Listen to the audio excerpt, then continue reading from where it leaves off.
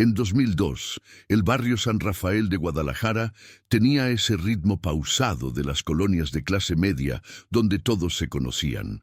Las casas de 2 pisos con sus pequeños jardines frontales, las calles empedradas que crujían bajo el peso de los coches viejos, y el mercadito de la esquina donde don Aurelio cortaba la carne más fresca de toda la zona. Yo soy Miguel. Tenía entonces 28 años, y junto con mi compadre Roberto, de 31, éramos clientes de don Aurelio desde hacía más de una década. Lo que comenzó como una simple relación comercial se había convertido en una amistad genuina. Cada sábado por la mañana, Roberto y yo llegábamos a la carnicería El Buen Corte, no solo por la carne, sino por las pláticas que se extendían hasta el mediodía. Don Aurelio Mendoza era un hombre de 52 años, robusto como correspondía a su oficio, con manos grandes y callosas que manejaban el cuchillo con la precisión de un cirujano. Su bigote canoso siempre estaba perfectamente recortado, y sus ojos, café claro, brillaban cuando contaba sus historias. Llevaba el mismo delantal blanco con rayas azules desde que lo conocimos, manchado eternamente con las huellas de su trabajo, pero siempre limpio cada mañana. La carnicería estaba ubicada en la esquina de Morelos y Hidalgo, un local pequeño pero acogedor. Las paredes estaban decoradas con calendarios de años pasados, fotos de don Aurelio con clientes en celebraciones y una imagen de la Virgen de Guadalupe que presidía sobre la caja registradora. El olor a carne fresca se mezclaba con el aroma del cilantro y las cebollas que vendía su esposa, doña Carmen, en el puesto de verduras contiguo. Roberto trabajaba como mecánico en un taller a 3 cuadras de ahí, y yo era contador en una empresa de construcción. Nuestras rutinas se habían sincronizado perfectamente. Los sábados, después de cobrar nuestros sueldos, pasábamos por la carnicería para comprar la carne del fin de semana y quedarnos charlando con don Aurelio sobre fútbol, política y la vida en general. Don Aurelio tenía una manera particular de cortar la carne. Nunca se apresuraba. Cada movimiento era deliberado, casi ceremonial. Mientras trabajaba, nos contaba sobre su juventud en Michoacán, sobre cómo había llegado a Guadalajara con apenas 20 años y un sueño de tener su propio negocio. Su risa era contagiosa, especialmente cuando Roberto le contaba chistes que había escuchado en el taller. El 15 de junio de 2002 fue un sábado como cualquier otro. Roberto y yo llegamos a las 10 de la mañana, como siempre, pero la cortina metálica de El Buen Corte estaba cerrada. Pensamos que don Aurelio se había quedado dormido o que había tenido algún problema familiar. Doña Carmen tampoco estaba en su puesto de verduras. Esperamos 1 hora, luego 2. Preguntamos a los vecinos, pero nadie sabía nada. Don Aurelio simplemente no había abierto ese día, y eso era completamente inusual en él. En 12 años de amistad nunca lo habíamos visto faltar sin avisar. El lunes siguiente la carnicería siguió cerrada, y el martes, y toda esa semana. La primera semana de ausencia de don Aurelio nos llenó de una inquietud que no sabíamos cómo manejar. Roberto y yo nos turnábamos para pasar por la carnicería cada día, esperando ver esa cortina metálica levantada y escuchar su voz gritando: «¡Buenos días, muchachos!», como siempre lo hacía. Doña Carmen había aparecido el miércoles, pero solo para llevarse algunas cosas del puesto de verduras. Cuando Roberto se acercó a preguntarle por don Aurelio, ella simplemente movió la cabeza y murmuró algo sobre problemas familiares antes de subirse a un taxi y desaparecer nuevamente. Decidimos investigar por nuestra cuenta.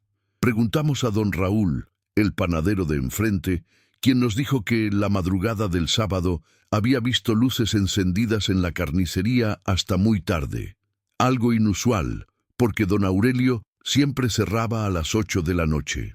La señora Esperanza, que vivía en el departamento de arriba, mencionó que había escuchado voces, pero pensó que eran clientes rezagados. Los días se convirtieron en semanas y las semanas en meses. La carnicería permaneció cerrada, acumulando polvo en sus ventanas.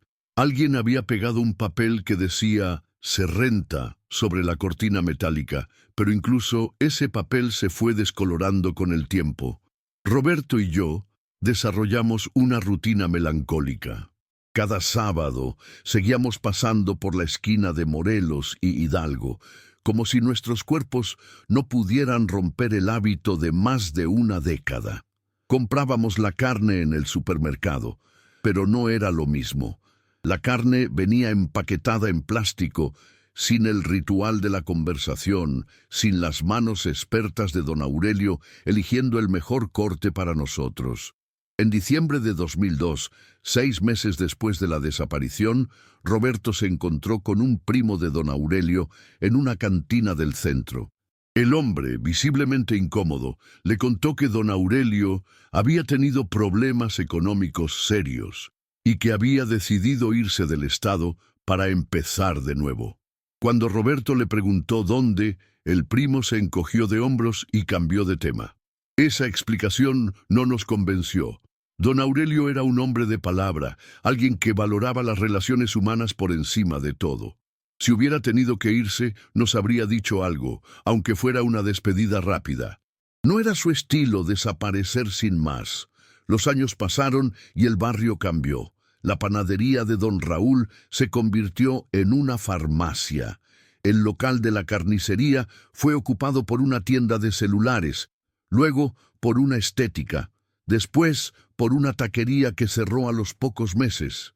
Cada nuevo negocio que abría en ese espacio parecía estar condenado al fracaso, como si el lugar guardara la memoria de su antiguo dueño. Roberto se casó en 2005 y se mudó a otra colonia. Yo seguí viviendo en San Rafael, pero nuestra amistad se fue enfriando gradualmente. Sin don Aurelio como punto de encuentro, nuestras vidas tomaron rumbos diferentes. Nos veíamos ocasionalmente en fiestas familiares o eventos del barrio, pero ya no teníamos esa complicidad de antes. En 2010, 8 años después de la desaparición, me topé con doña Carmen en el mercado de Analco. Estaba más delgada, con el cabello completamente blanco, vendiendo flores en un puesto pequeño. Cuando me vio, sus ojos se llenaron de lágrimas. Me contó que nunca había vuelto a saber de don Aurelio, que él simplemente había salido esa noche del 14 de junio y nunca regresó a casa. Dejó todo, me dijo con voz quebrada. Su ropa, sus herramientas, hasta el dinero de la caja registradora, como si hubiera salido a comprar cigarros y se hubiera olvidado del camino de regreso. Esa conversación me persiguió durante años. Don Aurelio se había convertido en una presencia fantasmal en mi vida, alguien que aparecía en mis pensamientos cada vez que pasaba por la esquina de Morelos y Hidalgo, cada vez que compraba carne, cada vez que escuchaba una risa similar a la suya. Diciembre de 2021. 19 años habían pasado desde la desaparición de don Aurelio. Yo tenía 47 años, canas en las sienes y una vida completamente diferente. Me había casado, divorciado y ahora vivía solo en un departamento cerca del centro de Guadalajara. Roberto y yo habíamos retomado nuestra amistad después de que él también se divorciara. Los sábados habíamos vuelto a juntarnos, pero ahora para desayunar en fondas y recordar los viejos tiempos. Ese sábado 18 de diciembre, Roberto me llamó temprano con una propuesta extraña. Su hermano menor, Javier, había comprado un terreno baldío en la colonia San Rafael para construir una casa y necesitaba ayuda para limpiarlo antes de que llegaran los albañiles el lunes. El terreno estaba lleno de maleza, basura acumulada por años y algunos árboles que había que podar. «Está a 2 cuadras de donde vivías», me dijo Roberto por teléfono. «¿Te animas? Javier nos va a pagar y después nos echamos unas cervezas». Acepté más por nostalgia que por el dinero. Hacía años que no pisaba San Rafael y tenía curiosidad por ver cómo había cambiado el barrio. Llegamos al terreno a las 9 de la mañana. Era un lote rectangular de unos 200 metros cuadrados, completamente abandonado. La maleza llegaba hasta la cintura, Había bolsas de basura esparcidas por todos lados y 3 árboles grandes que proyectaban sombras densas sobre el terreno. Javier nos explicó que el terreno había pertenecido a una anciana que murió sin herederos y que el gobierno lo había puesto en venta después de años de trámites legales. Comenzamos a trabajar dividiendo el terreno en secciones. Roberto se encargó de la parte frontal, Javier de los costados y yo me dirigí hacia el fondo donde estaban los árboles más grandes. El trabajo era pesado. La maleza estaba enredada con alambre de púas oxidado y pedazos de lámina que alguien había tirado años atrás. Alrededor del mediodía, mientras podaba las ramas bajas de un mezquite, algo blanco colgando de una rama alta llamó mi atención. Al principio pensé que era una bolsa de plástico atrapada por el viento, pero cuando me acerqué más, mi corazón se detuvo. Era un delantal blanco con rayas azules, descolorido por el sol y la lluvia de años, pero inconfundiblemente familiar. «Roberto», grité con voz temblorosa, «ven acá». Roberto dejó su machete y se acercó corriendo, seguido por Javier. Los 3 nos quedamos mirando hacia arriba, hacia esa prenda que colgaba como un fantasma del pasado. «No puede ser», murmuró Roberto. Javier trajo una escalera del camión y yo subí con manos temblorosas. Cuando toqué la tela, supe inmediatamente que era el delantal de don Aurelio. Tenía las mismas manchas permanentes que recordaba, el mismo desgaste en los bolsillos donde él guardaba su pequeño cuchillo para cortar muestras. En el bolsillo derecho encontré algo que me heló la sangre, una pequeña libreta de notas con la letra inconfundible de don Aurelio. Bajé de la escalera con el delantal en mis manos. Roberto lo tocó como si fuera una reliquia sagrada. Las páginas de la libreta estaban húmedas y borrosas, pero algunas palabras aún se podían leer. Carmen, perdón, no hay otra salida. Javier nos miraba sin entender la magnitud de lo que habíamos encontrado. Para él era solo un delantal viejo. Para Roberto y para mí, era la primera pista real sobre el paradero de nuestro amigo después de casi 2 décadas. «¿Cómo llegó esto aquí?», preguntó Roberto con voz ronca. Miré alrededor del terreno con ojos nuevos. Estábamos a exactamente 6 cuadras de donde había estado la carnicería El Buen Corte. El terreno tenía vista directa hacia la esquina de Morelos y Hidalgo. Desde aquí, don Aurelio habría podido ver su negocio, su vida anterior, como un espectador de su propia existencia. El delantal olía a tierra húmeda y tiempo perdido. Mientras lo sostenía, pude imaginar a don Aurelio quitándoselo por última vez, colgándolo en esa rama como quien deja una ofrenda o una despedida silenciosa. El viento de diciembre movía las hojas del mezquite, creando sombras danzantes sobre nuestros rostros. Roberto y yo nos miramos sin necesidad de palabras. Ambos sabíamos que este hallazgo cambiaría todo, que tendríamos que tomar una decisión sobre qué hacer con esta información. ¿Buscar a don Aurelio? ¿Contactar a doña Carmen? ¿O simplemente guardar el secreto como él había guardado el suyo durante 19 años? Esa noche no pude dormir. El delantal de don Aurelio estaba colgado en una silla de mi cocina, como un invitado inesperado que había llegado para quedarse. Roberto había insistido en que lo llevara yo, diciendo que siempre había sido mejor guardando secretos. Pero este secreto pesaba como una piedra en el pecho. El domingo por la mañana, Roberto apareció en mi puerta con 2 cafés y cara de no haber dormido tampoco. Nos sentamos en mi pequeña sala, mirando el delantal en silencio, como si esperáramos que nos diera las respuestas que habíamos buscado durante 19 años. «Tenemos que encontrarlo», dijo finalmente Roberto. «¿Y si no quiere ser encontrado?», le respondí. «¿Y si colgó ese delantal ahí precisamente para despedirse?». Pasamos horas debatiendo. Roberto argumentaba que don Aurelio merecía saber que lo habíamos extrañado, que su amistad había significado algo para nosotros. Yo pensaba que tal vez había razones poderosas para su desaparición, razones que nosotros no teníamos derecho a juzgar. Finalmente decidimos hacer una cosa, buscar a doña Carmen. La encontramos el martes en el mercado de Analco, en el mismo puesto de flores donde la había visto años atrás. Cuando nos vio llegar con el delantal en una bolsa, su rostro se transformó. Las flores se le cayeron de las manos. ¿Dónde lo encontraron?, preguntó con voz apenas audible. Le contamos sobre el terreno, sobre el árbol, sobre la libreta. Doña Carmen escuchó en silencio, con lágrimas corriendo por sus mejillas arrugadas. «Él está vivo», nos dijo finalmente. «Vive en un pueblito cerca de Colima. Se llama Esteban ahora». La historia que nos contó esa tarde, sentados en una fonda cerca del mercado, era más simple y más compleja de lo que habíamos imaginado. Don Aurelio había acumulado deudas de juego que no podía pagar. Gente peligrosa había comenzado a amenazarlo y luego a amenazar a doña Carmen. Una noche alguien le había dado 48 horas para conseguir el dinero o algo malo le pasaría a su esposa. Don Aurelio había tomado la decisión más difícil de su vida, desaparecer para protegerla.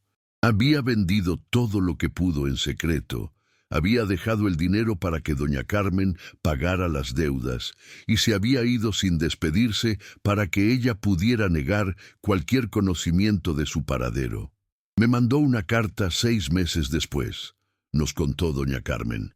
Me explicaba todo, me pedía perdón, me decía que me amaba, pero que no podía regresar nunca, que era mejor que yo pensara que estaba muerto. «¿Por qué nunca nos dijiste?», preguntó Roberto. «Porque él me pidió que no lo hiciera. Decía que ustedes eran buenos hombres, pero que mientras menos gente supiera, más segura estaría yo». Doña Carmen nos dio la dirección del pueblo donde vivía don Aurelio. Trabajaba en una granja, había adoptado una identidad nueva, vivía solo en una casa pequeña. Ella lo visitaba una vez al año, siempre con cuidado, siempre asegurándose de que nadie la siguiera. «¿Quieren verlo?», nos preguntó. Roberto y yo nos miramos. Durante 19 años habíamos fantaseado con este momento, pero ahora que estaba al alcance nos daba miedo. ¿Qué le diríamos? ¿Cómo reaccionaría él? ¿Teníamos derecho a irrumpir en la nueva vida que había construido? Decidimos ir, pero con una condición, solo para verlo de lejos, para confirmar que estaba bien, para cerrar el círculo de nuestra propia necesidad de saber. El viaje a Colima tomó 3 horas. El pueblo era pequeño, polvoriento, rodeado de campos de caña. Doña Carmen nos llevó hasta una casa modesta en las afueras, con un pequeño jardín donde crecían chiles y tomates. Y ahí estaba él. Don Aurelio, ahora con 71 años, cabello completamente blanco, más delgado pero inconfundiblemente él, regando las plantas de su jardín. Llevaba una camisa de trabajo azul y pantalones de mezclilla. Sus movimientos eran más lentos, pero conservaba esa precisión que recordábamos de cuando cortaba carne. Nos quedamos observándolo desde el coche durante 10 minutos. Roberto lloraba en silencio. Yo sentía una mezcla de alivio y tristeza que no sabía cómo procesar. Don Aurelio levantó la vista hacia nuestro coche. Por un momento, nuestros ojos se encontraron a través del parabrisas. Él se quedó inmóvil, con la manguera en la mano, como si hubiera visto fantasmas de su pasado. Entonces hizo algo que nunca olvidaré. Sonrió. Esa sonrisa que habíamos extrañado durante 19 años. Levantó la mano en un saludo lento, deliberado, como quien se despide de viejos amigos que comprenden que algunos encuentros están destinados a ser solo eso, un reconocimiento silencioso, una confirmación de que el cariño trasciende el tiempo y la distancia. Roberto quiso bajarse del coche, pero yo lo detuve. Don Aurelio había elegido su camino, había construido su paz. Nosotros habíamos encontrado la nuestra simplemente sabiendo que estaba bien. Regresamos a Guadalajara en silencio. Esa noche, colgué el delantal en mi closet junto a mis camisas de trabajo. Algunas despedidas no necesitan palabras, solo la certeza de que el amor verdadero respeta las decisiones difíciles. Don Aurelio había encontrado su manera de proteger lo que más amaba. Nosotros habíamos encontrado la nuestra de honrar una amistad que el tiempo nunca pudo borrar.